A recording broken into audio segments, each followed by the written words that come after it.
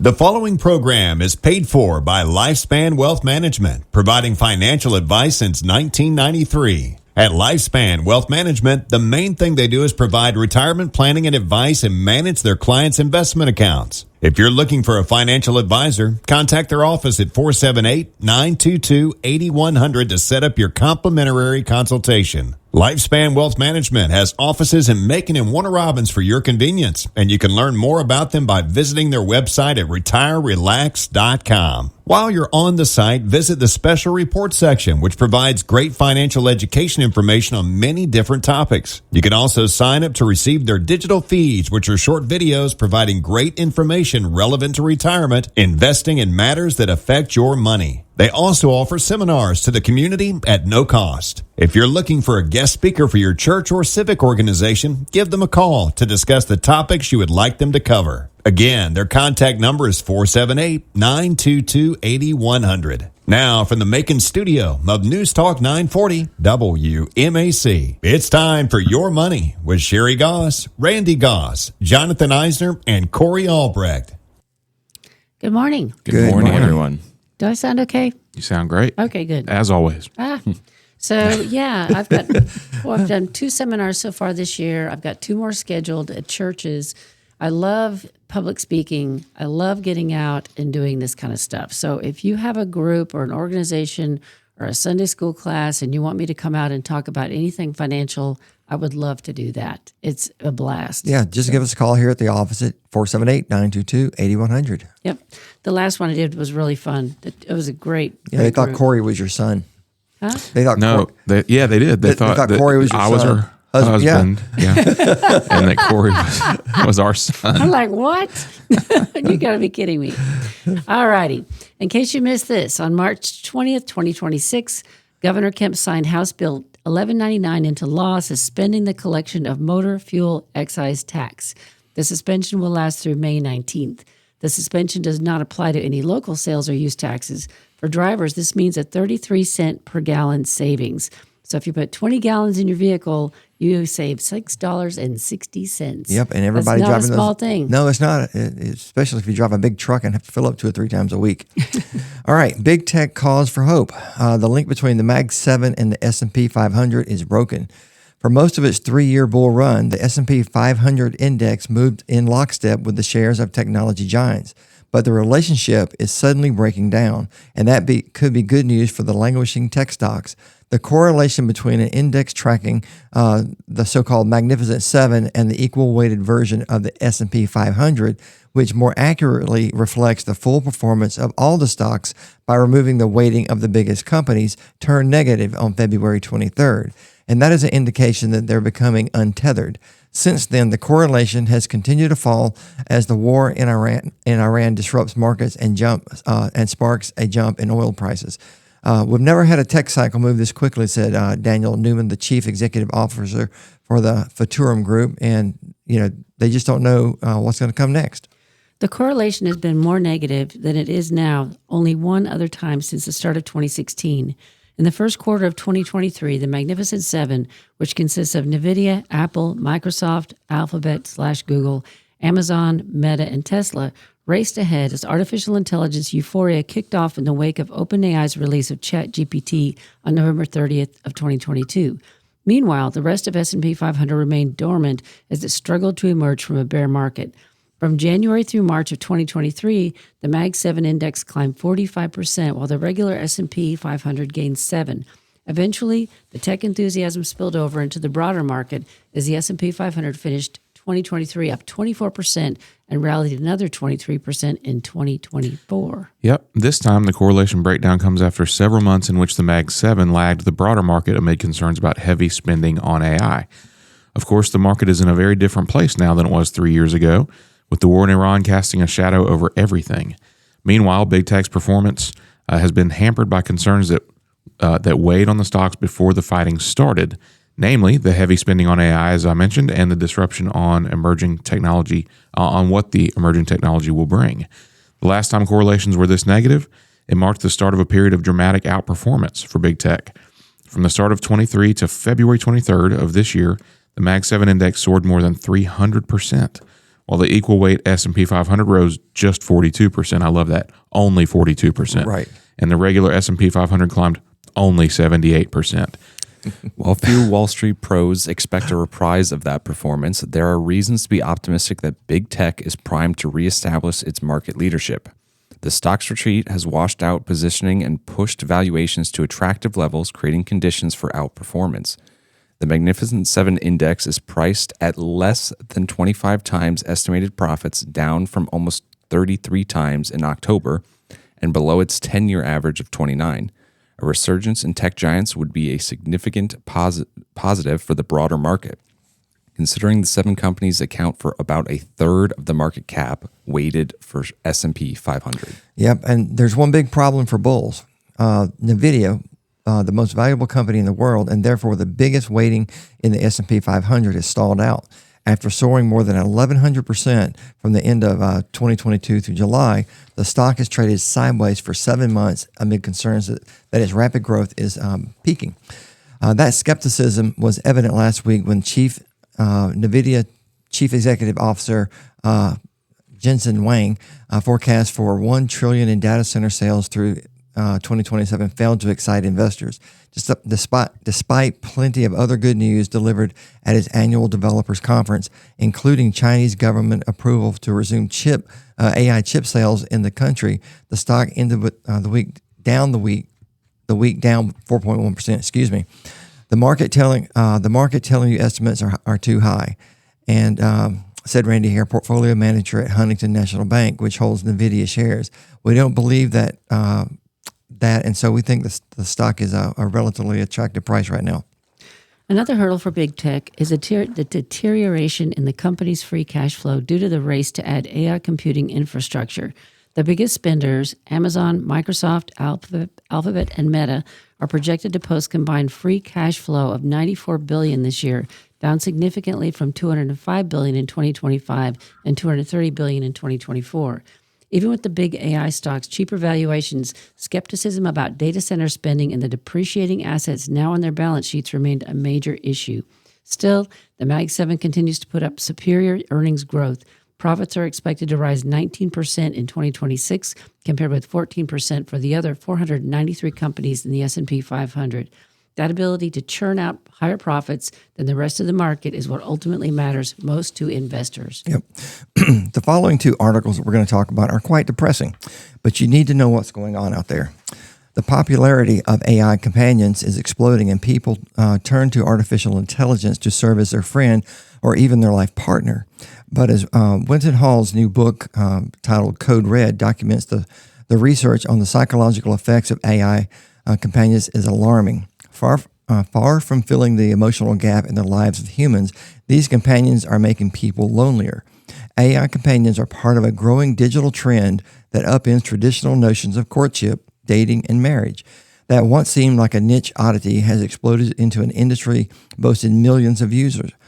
Companies now market customizable generative AI chat boxes that provide everything from companionship to conversations to interactive role play. Hall cites several contributors to the spread of loneliness, noting that dating apps and so-called hookup apps have created hyper-competitive dating and mating markets in which most attractive and impressive singles win the lion's share of swipes and the suitors. Surgeon General Dr. Vivek Murthy, meanwhile, has warned that America is in the midst of an epidemic of loneliness and isolation, which predated fallout from the Chinese coronavirus, but was deepened when the pandemic severed our connections to friends, loved ones, and support systems. And I'm not sure about that, about half of U.S. adults experience loneliness, with young adults among the most affected, according to a 2023 report by Murthy. The ramifications of isolation are profound, he says. The CDC has found that loneliness increases the risk of heart disease, stroke, type 2 diabetes, dementia, depression, anxiety, suicidal issues, self-harm, and premature death. Unsurprisingly, when people do not interact, they do not date, marry, or reproduce.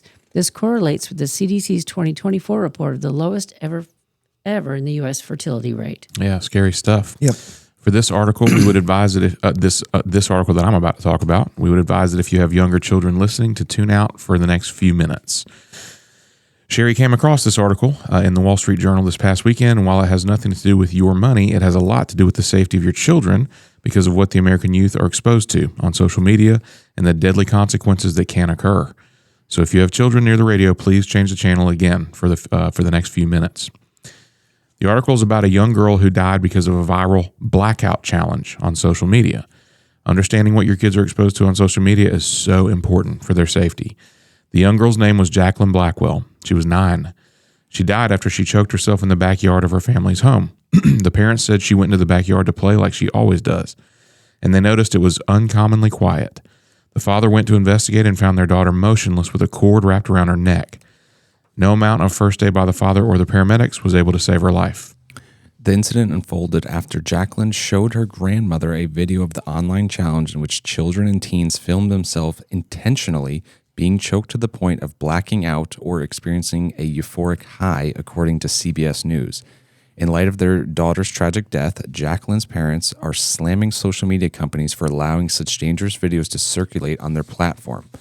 CBS reported, according to the CDC, 80 children have died from this online trend. This is not a joke, and it's not a game. It's life and death. So please be sure you know what your kids are viewing on social media. Most of the kids who have died are between the ages 9 and 14 years old, and kids that age do not have fully developed brains and are very easily influenced. Several social media companies are reportedly blocking videos related to the deadly challenge or issuing warnings to viewers who search related keywords. So very sad that this is happening again. We talked about this years ago. You've got to shut down the social media so your kids can't see this garbage, and ask them if they have heard of any other kids talking about it. You've got to bring this up because it's a thing. I completely agree with you, Sherry. And while this is incredibly sad and a very horrible situation, parents have to do their part. They have to be aware. They have to be aware of what their children are being exposed to online. I'm speaking for myself and Katie here too. We feel like we have a pretty good grasp of what our kids are seeing on their phones, but the truth is we could be better about it. This week brought news also of social media platforms coming under heavy scrutiny for tobacco-like addiction. You guys probably saw that, where I think there was some money involved too, where they're being losing money. And so Meta was down this week because of it. And that's not just for kids, because a lot of adults are also overly addicted to social media and their phones in general. But kids are certainly the most susceptible to problems like this. So all around, it's been the wake-up call that I needed to make sure that we're doing everything we can to prevent our kids from being harmed by all of this. And I'm pretty sure that Australia just banned social media for kids under the age of 16, so maybe they knew something that we didn't. Yeah, I'm sure that's one of the reasons they did that. So Yeah, we need to do the same. All right. The minimum wage debate is still not settled. Let's talk about it. For decades, Econ 101 held that raising minimum wages killed jobs. Then in 1994, the economists David Card and Alan Kruger published a paper saying the opposite. Economists have been fighting over the minimum wage ever since. Today, the debate has never felt more relevant. 19 states raised their minimum wages in January, giving the estimated 8.3 million workers a raise. 3 more states followed later this year. More workers now live in states that pay $15 or more per hour than those at the 7.25 federal minimum wage. Tukwila, Washington has the highest overall minimum wage in the country at $21.65. Wow. So I had to look this up as I had never been there. It's located in the Kent Valley. Tukwila is a global aerospace and advanced manufacturing hub in the Seattle region and has thousands of people employed in aerospace companies such as Boeing. New York City is considering lifting their minimum wage to large businesses to $30 by 2030. How it all affects the job market remains deeply unsettled. At the heart of the debate is the question, does raising the wage floor reduce employment by making labor more expensive? Yep, that is the question. The fast food industry was a leading employer of minimum wage workers. So if they could survey restaurants on either side of the border before and after New Jersey's wage increase, they could gauge the effect. What they found upended decades of economic orthodoxy. After New Jersey's minimum wage rose, fast food employees employment actually increased relative to levels seen in Pennsylvania. The paper published in 1994 stated plainly, "We find no indication that the rise in the minimum wage reduces employment." For the Clinton administration, the paper was just what it needed to help give intellectual ballast for its case to raise the federal minimum wage. It seized on the research. The blowback was intense. The restaurant lobby hated the paper. So did a lot of prominent economists. In one study, economists David Newmark and William Washer used a survey conducted by a think tank with ties to the restaurant industry, supplemented with their own data, and found employment in New Jersey had actually fallen relative to Pennsylvania. So Card and Kruger hit back with a second study using more comprehensive data, detailed unemployment insurance payroll tax records collected by the Labor Department.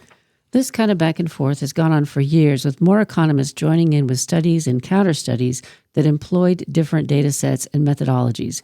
And while fewer economists are stridently opposed to minimum wages than in the 1990s, the field remains divided as on the question of whether they hurt employment. Nonetheless, in 2021, David Card was one of the winners of the Economics Nobel for his work on natural experiments, including the minimum wage paper. On the surface, much of the debate is an argument over statistics and methods. At its root, it is a fight over whether labor markets are like markets for gasoline or wheat or milk. Yep. In economics, there's a theory called monopsony, and it describes markets where buyers hold bargaining power. In the labor market, those buyers are employers, and the idea that they can hold more power goes all the way back to Adam Smith, who in 1776 argued that employers could more easily work together to keep wages low than workers could organize to raise them. Smoke-filled rooms of colluding owners aren't required, though. In any market where switching jobs is costly and workers' options are limited can give employers more power in setting wages. To understand how this works, imagine a company that pays low wages. It saves money, but it also has higher vacancies and turnover, because who wants a job that doesn't pay well? When a minimum wage hike forces a company to raise its pay, the job becomes more attractive and it can fill vacancies and retain workers more easily, which can actually increase employment. Wellesley College economist Sari Kerr notes that while there's been a lot of action in some mostly higher income states and cities, the federal minimum wage, which was last raised 16 years ago, still acts as the floor in 20 states. A lot of places haven't seen increases in such a long time that who knows what would happen, said Kerr. She also notes that the growing role of giant companies like Walmart and Amazon in low-wage industries might be increasing employer power. A major 2019 study showed that higher minimum wages didn't dent employment, and it is believed that monopsony, that's such a weird word. It is a weird word. Helps explain why. But that doesn't mean that minimum wage increases come free. Companies must absorb bigger labor costs or pass them on to customers. And at some point, a minimum wage hike can hurt jobs. The hard part is figuring out how far is too far. Before coming to work here at Lifespan, I applied for multiple jobs in the Warner Robins area, and the majority of them did not even give me a call back to let me know they were not interested. It was a little disheartening to apply for an entry-level position with experience in the field and not even get an email saying that they went with someone else for the position. However, Sherry might have found an article that explains what happened to me. So I stumbled upon an article about how companies use AI systems to filter through the hundreds of resumes that they receive. The goal being to only deliver the best applicants to the recruiter and thin out the crowd to reduce the cost of recruiting. 98% of Fortune 500 companies use applicant tracking systems. The software collects and organizes every application, and the average corporate job posting attracts more than 250 applicants. Yep. The problem isn't that a robot rejected you. When a recruiter searches the system, they use keywords pulled straight from the job description.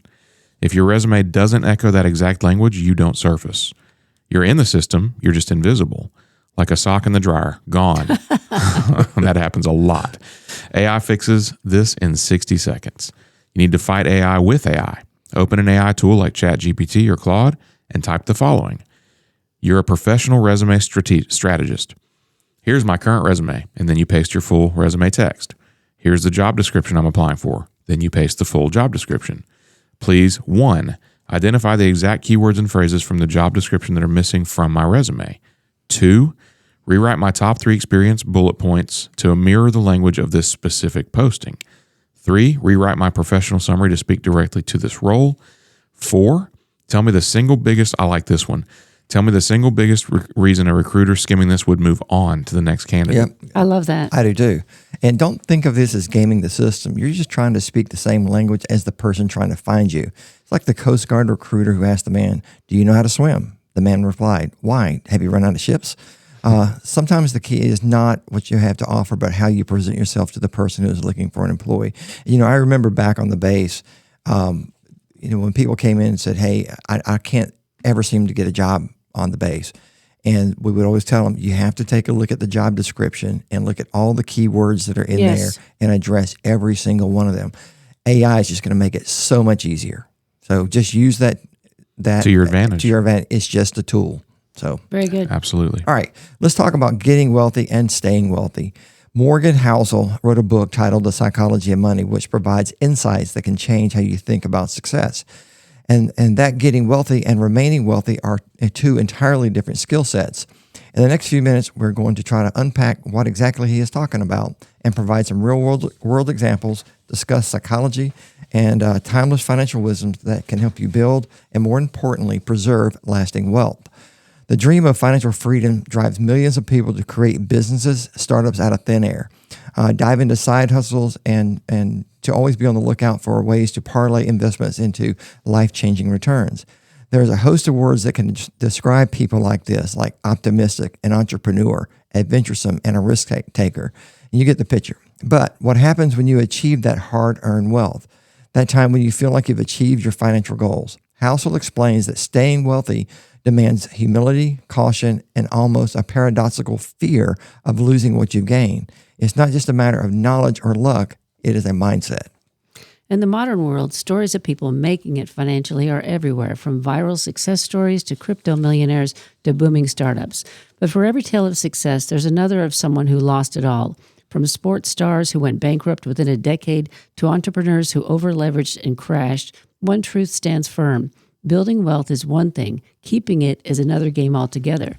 But keeping money requires the opposite of taking risk, humility and fear that what you've made can be taken away just as fast. This idea may sound counterintuitive, but it's at the heart of sustainable financial success. To win long-term, you must learn how to play both sides of the wealth equation, creation and preservation.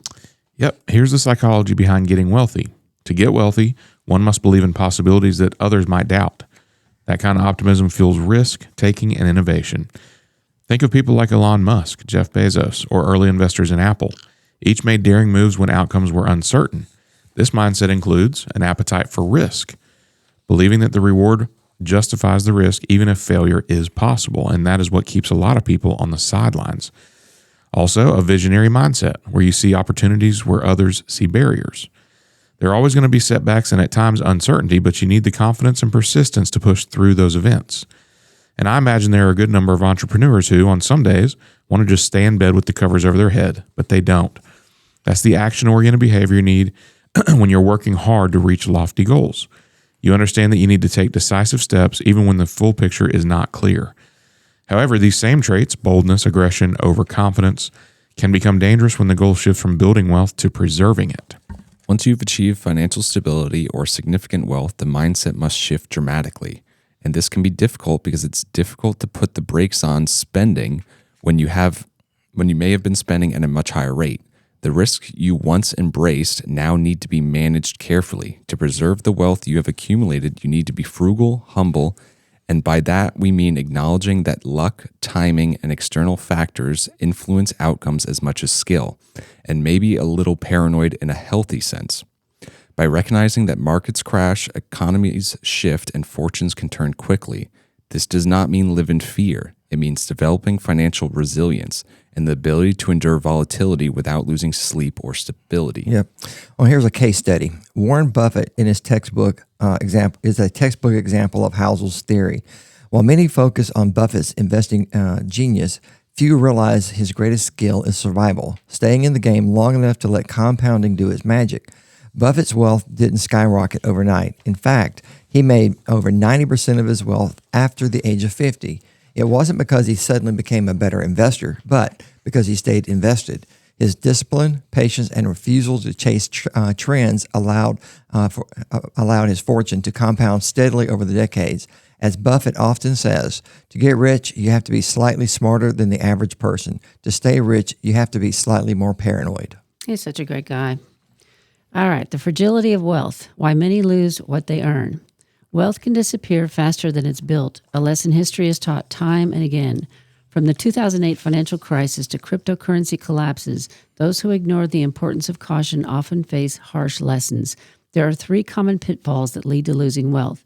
The first is believing past success guarantees future results. Simply being overconfident and not cautious. Next would be putting all your eggs in one basket. Yeah, I remember back in 2002 when WorldCom went bankrupt. So many of their employees had 100% of their retirement in WorldCom stock, my brother included. Yeah, he was very depressed. Oh, yeah, for a long time. I think he still is. It's a bad idea. And lastly, fear of greed. Making financial choices on fear of greed or ego rather than logic is a recipe for disaster. And Housel point is crystal clear. The mindset that drives wealth creation can destroy it if not balanced with humility. Yep. One of Housel's most profound lessons is the interplay between luck and risk. They are 2 sides of the same coin, both largely outside of our control, yet incredibly influential. He writes, luck and risk are both the reality that every outcome in life is guided by forces other than individual effort. Recognizing this truth helps foster humility. No matter how smart or strategic you are, there's always an element of chance.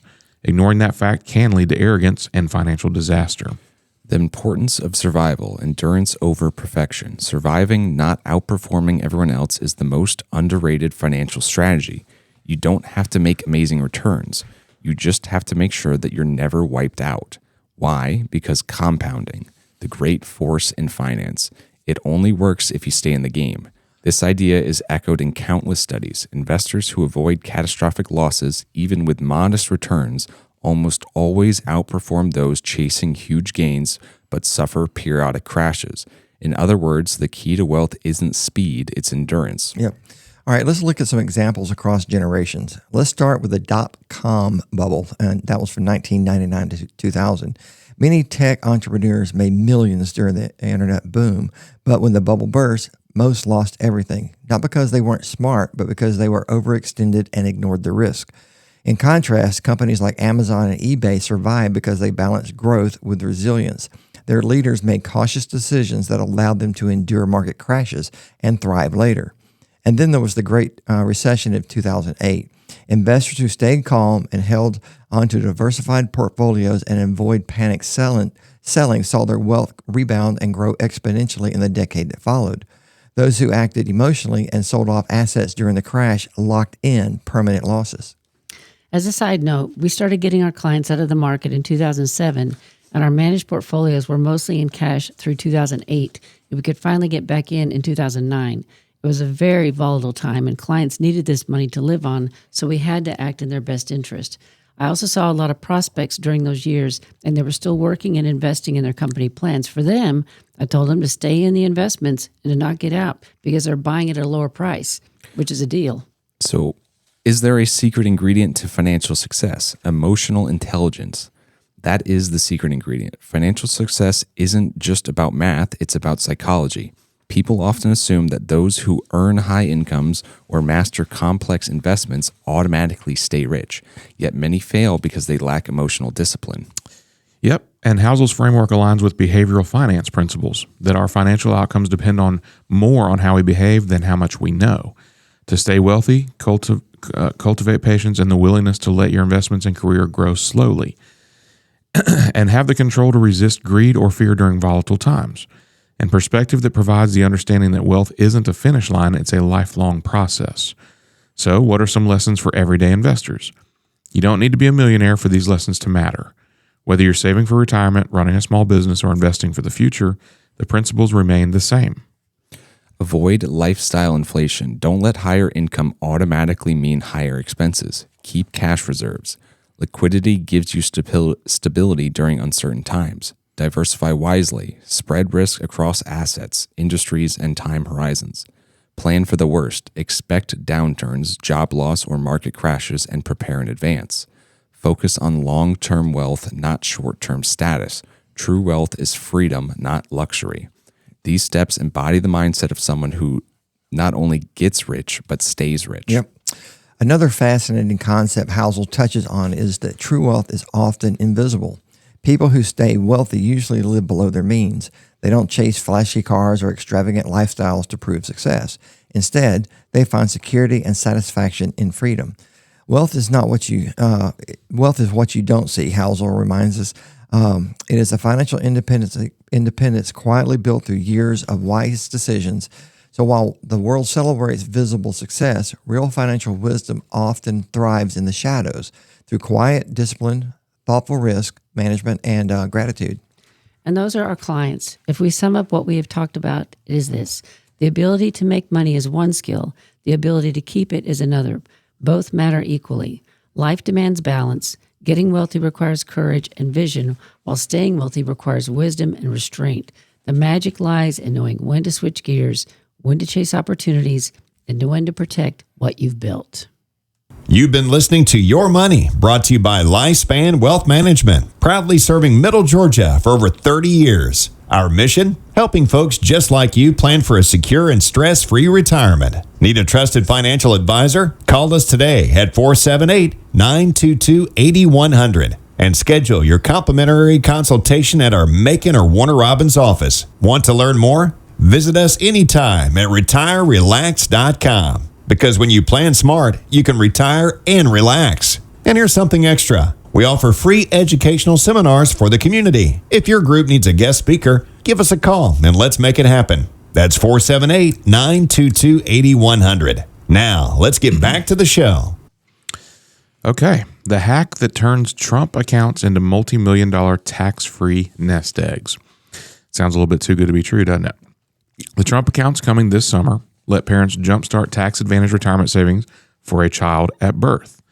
By the time the kid retires, they could end up with a giant retirement account.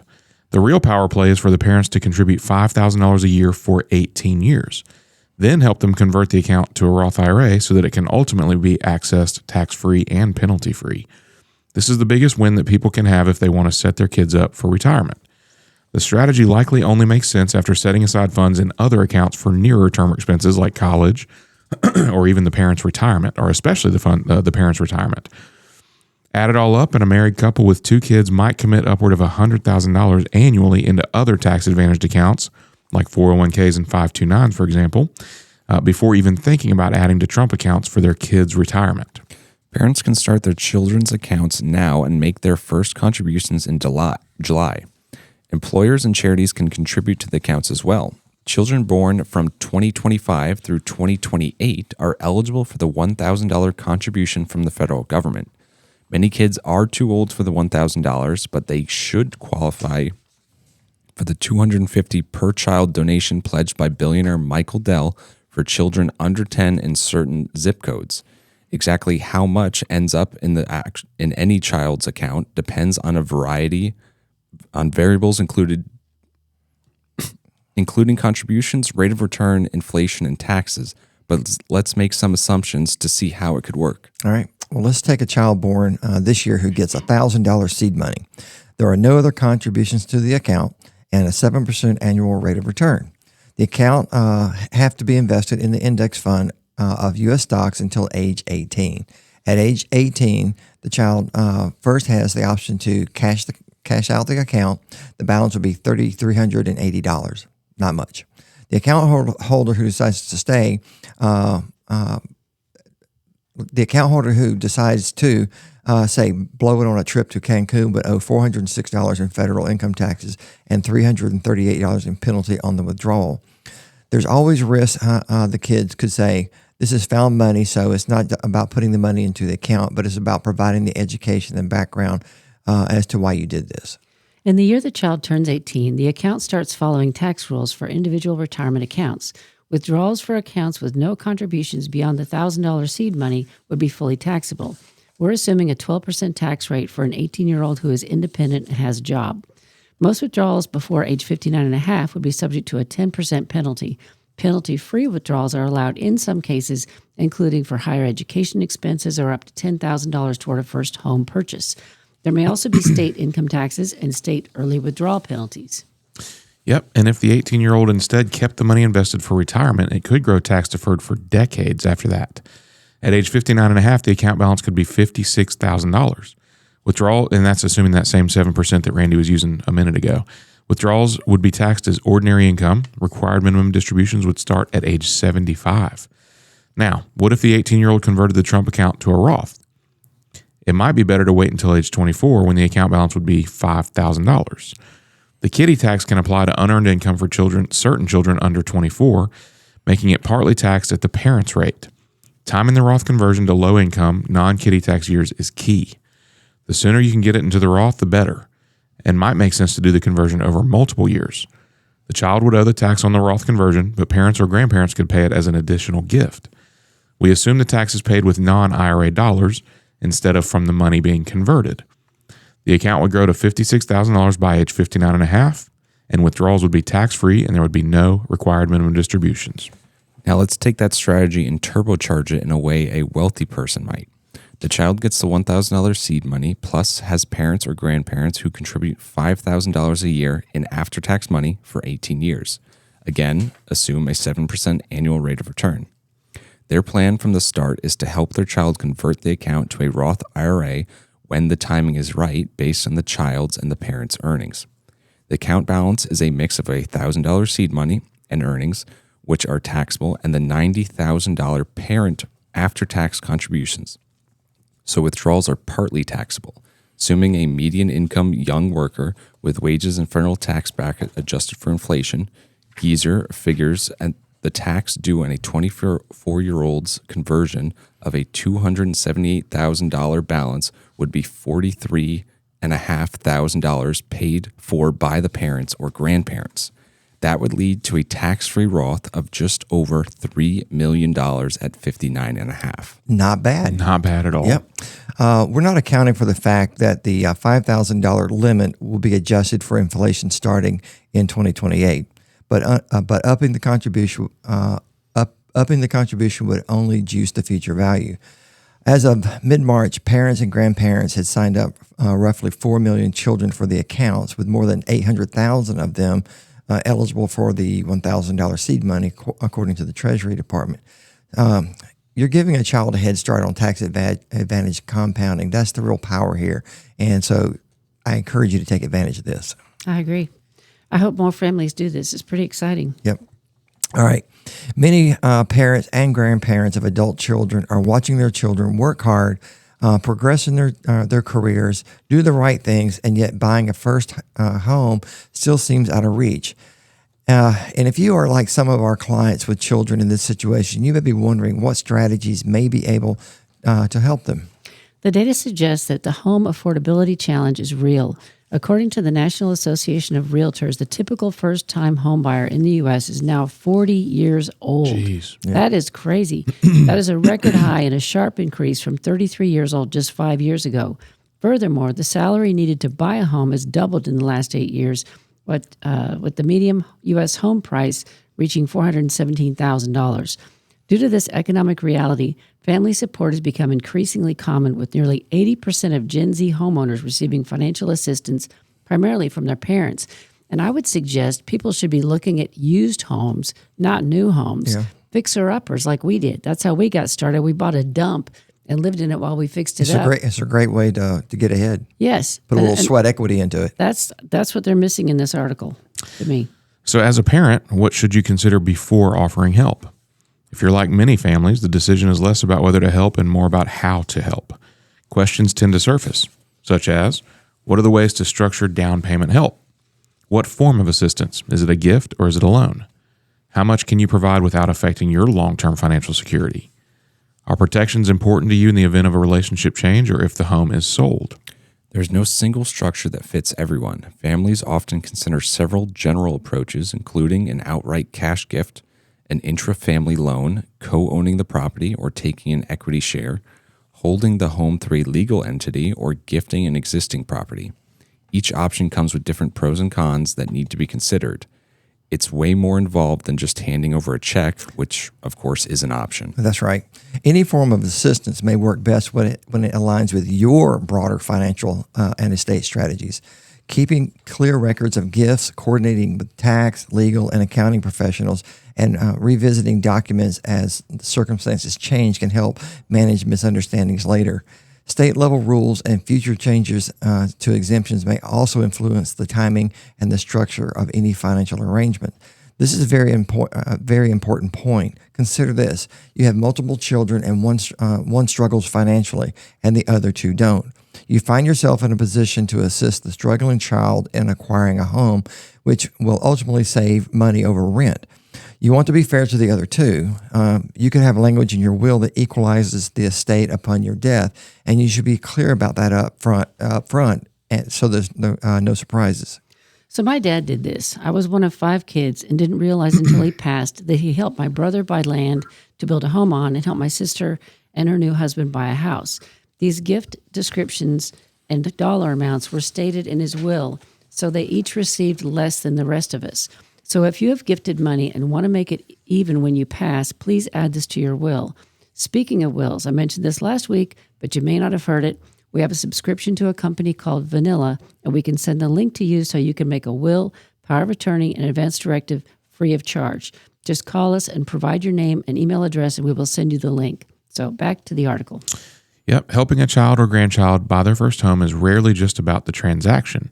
For many families, it becomes an opportunity to share perspectives, discuss trade-offs openly, and think intentionally about how resources are transferred across generations.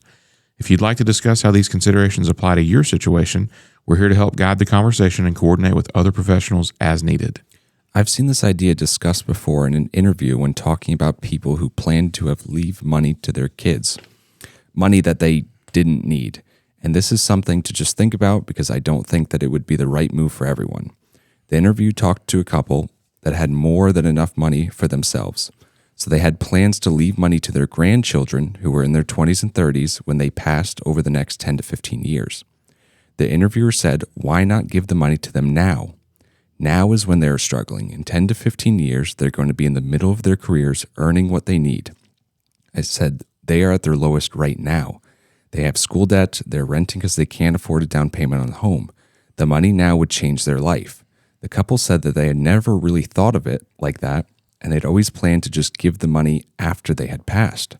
The interviewer said a drop of water in an empty glass is more appreciated than a drop of water in a glass that's full. Like I said, however, this is not a move for everyone. The couple had an amount of money that they would not have been able to spend on their own, and their grandchildren were already on their career paths. The inheritance served as fuel to continue on their way, not a ticket to an expensive vacation. So going back to some of the questions at the beginning, if you're going to give money to a relative or friend and you expect it to be repaid, then I recommend making it a formal agreement. Put it in writing. If it is a gift, then be prepared for them to do anything they desire with the money. It's theirs. You gave it to them and you hope they do what they said they were going to do with it, but you have no say after you giving them the money. But don't be afraid to say no to a request, especially when you know that you are not in the financial position to let go of the money. I have a number of clients who are dealing with this, and they have to look out for their own financial future and cannot afford to give money to their kids to help them make it. That's right. All right. Moving on, as sports betting becomes more popular and less restricted, consumer credit health is suffering, according to a new report by the Federal Reserve Bank of New York. And then a separate report by FICO, they reported that the national average credit score has dipped as well. As March Madness nears its peak, sports betting is gaining momentum as well, but new research shows the toll it takes on many households' financial stability. According to an estimate by the American Gambling Association, sports fans will bet about $3.3 billion through legal means this year on NCAA men's and women's basketball tournaments alone. That's a 54% jump over the last 3 years. The Fed's report showed that as more states legalize mobile sports betting, that has led to broader participation by the consumer, and the consumer credit health has suffered. They warned of noticeable deteriorations in repayment performance in certain parts of the country with legalized sports betting, as well as spillover effects to nearby areas where it is still not legal. Following the legalization of sports betting in a state, credit delinquencies increases driven by those under 40 years of age. So remember when we walked downtown years ago and there was a game playing on a big screen in one of the restaurants and all the people sitting around the bar were doing this on their phones? Do you remember this? This is the first time I ever saw the sports betting Here or Macon. no, I don't remember that. Yeah, I remember them doing it, and it wasn't legal in Georgia, but they were doing it on their phones, and so they were able to get around the law of where they were. I knew people were doing it. I didn't realize they were sitting at the bar doing that. Yeah. So more than 30 states have legalized mobile sports betting since the Supreme Court struck down the federal ban in 2018, resulting in more than $500 billion in wagers, according to the New York Fed. Another 2026 paper from researchers at UCLA Anderson School of Management, Harvard University, and University of Southern California's Marshall School of Business found that the odds of bankruptcy filing in states with legal betting increased by as much as 25 to 30%. Wow. And what's scary is that most Americans have very little money to play with, no savings to gamble with for sure. Yes, if you win, it could help, but the truth is that it is far more likely to end up hurting more than it helps in the long run. Yep. This is more dangerous than even something like doing the lottery because Oh yeah. It's really the stupid. lottery, you have to actually get up, go to the gas station, buy a card, right? And then they only do it like once a month. No, or actually, you how- can do it online. The lottery? Yeah. Oh, I'm They have so, an app I'm so, now. I have never bought one lottery ticket in my life. So fortunately, I have done sports gambling before, and I'm done with that because I almost joined this 25 to 30% Right. of the bankruptcy. It's been years, but it's not a good thing to do. The New York Fed findings aren't the only sign of deteriorating consumer credit health. The national average credit score continues to trend lower, according to a separate report this week from FICO, developer of one of the scores most widely used by lenders. The average score is now 714, down 2 points in the last year, driven by resumption of student loan delinquency reporting and an increase in mortgage delinquencies, according to the report. Yep. Last week, we highlighted that about 40% of Americans have no savings, and 53% of Americans could not cover a $1,000 emergency without having to resort to credit cards. Adding access to sports gambling like this is like adding fuel to the fire. Yep. And I think that sports betting could even be more dangerous than traditional forms of gambling. When you go to the casino, you know that the odds are against you when you play. But however, I've heard many people say Team X or Team Z is guaranteed to win this game. Oh yeah. When there really is no guarantee that that team is going to win. I think that having a connection to the team makes people feel like they have the inside advantage, and it leads them to betting more than they can afford to risk. And the other thing too is when you're sitting around with a bunch of people, they're all just having a good time and saying, Oh, yeah, they're going to win. or you know, I bet he's going to catch the next pass, or he's going to make another 10-yard run, or make the field goal. It just it fuels the betting. Yes. So Well, what's interesting about somebody thinking sports betting is safer than a casino is that, do you know who sets the lines for sports betting? Las Vegas. Las Vegas. The casinos. Yeah. They're all behind it. The house is still winning. That's right. Very much so. All right. Kids as young as 13. I have mixed feelings on this. I don't know about you guys. I do too. Okay. So kids as young as 13 can now trade stocks without a parent's approval. As American teams become more exposed to personal finance education and tech platforms making trading more accessible, financial firms are finding new ways to reach young investors before they're old enough to drive, including by handing over control of child brokerage accounts from parents to the kids themselves. The latest company to target adolescents is Charles Schwab, which just launched a new, quote, teen investor, that's what it's called, account for 13 to 17-year-olds that is jointly owned by the child and their parent. But unlike traditional custodial brokerage accounts, it is controlled by the teen. Kids get their own logins and can trade independently without parents approving their transactions, deposits, or withdrawals. How does this make any sense? It doesn't. Well, yeah. The new account is Schwab's answer to the widespread interest in investing amongst teens, with a 2025 survey by the company finding that 70% of teens were very or extremely interested in investing. Many teens see the financial market playing a major role in building a comfortable life as the unemployment rate for young people increases. And AI reshapes the labor market for college-educated workers.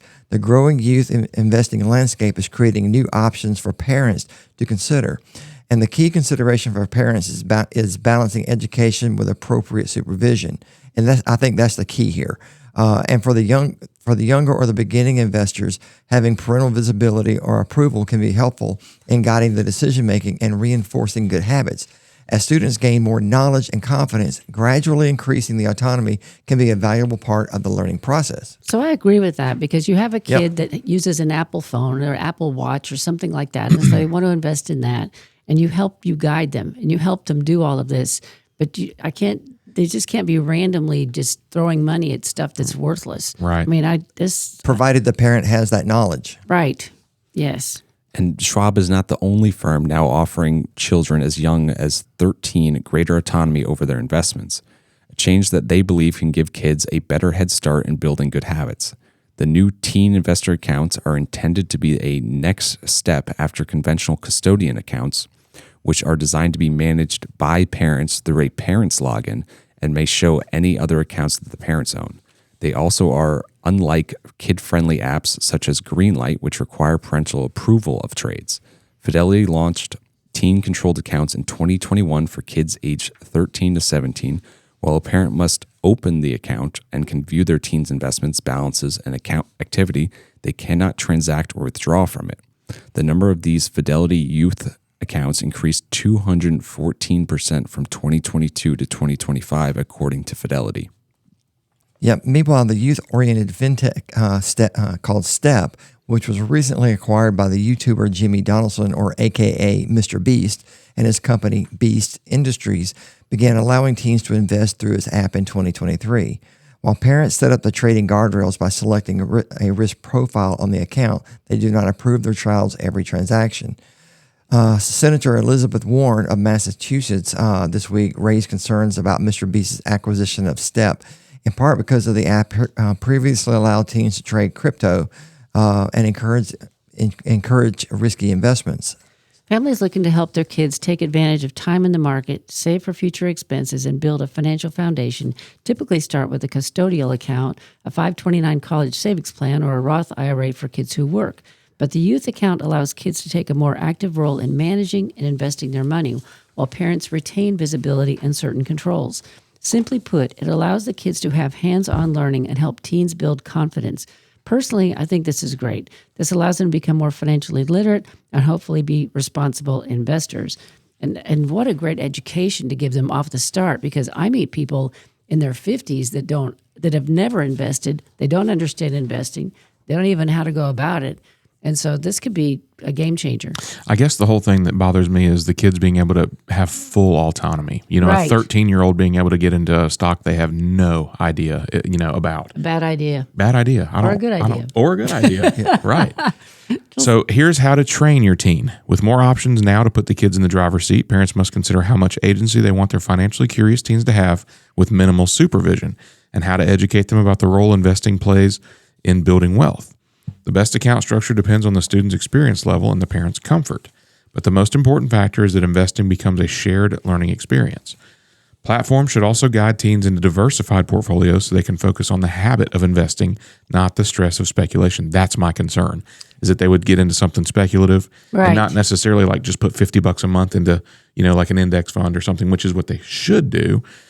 So over time, parental control of investment should evolve into coaching, noting that 3 fundamental rules of investing are to start early and to use the time as an advantage, to stay diversified, and to invest consistently. If you can shift the conversation from how much did you make today to how long can you stay the course, you're giving them something better than supervision. You're giving them a mindset for wealth creation, Kerner said. Greenlight, meanwhile, allows children to engage with investing through a standard brokerage account under a parent's name. The parent approves all trades through the app, and the portfolio does not automatically transfer when a child becomes of age. This structure ensures parents stay in the driver's seat during the learning years while giving kids real, hands-on experience that prepares them for financial independence. Jennifer Seitz, Greenlight's director of education, told MarketWatch kids can start by investing small sums such as an allowance or birthday gift. As they demonstrate responsibility or start earning money at a job, parents can consider letting them invest larger amounts or use their earnings to save for something meaningful. Yep. And parents should also keep in mind that that even if the teen investing accounts feature educational tools and live coaching and exclude higher risk or complex investments such as options, futures, or margin trading, and young people are increasingly exposed to online gambling and get-rich-quick schemes, it is critically important for teens to understand investing can be fun, but it's not a game. It is real. Couple this with the influence that social media influencers carry, It is a lethal combination. Children who are easily swayed by what they see on TikTok might not make some financial decisions that could be very harmful to their wallet, or they might make some that would be very harmful to their wallet. Just like anything else online these days, parents should be very cautious and have absolute oversight on what their children and teens are doing online. Anyway, we're at the end of the show. We thank y'all for being with us, and we hope that y'all get out today and come to Cherry Blossom and eat at the food trucks, and maybe we'll see you down there. Have a great weekend, everybody. Thanks for listening to Your Money, produced by Lifespan Wealth Management. As financial advisors, the main thing they do is provide retirement planning and advice and manage their clients' investment accounts. If you're looking for a financial advisor, please contact their office at 478-922-8100 to set up your complimentary consultation. You can learn more about them by visiting their website, retirerelax.com. And if you have a question or a topic that you would like them to cover in next week's broadcast, you can email Randy at rfmoney.com. They look forward to connecting with you next week. Have a great weekend, everyone.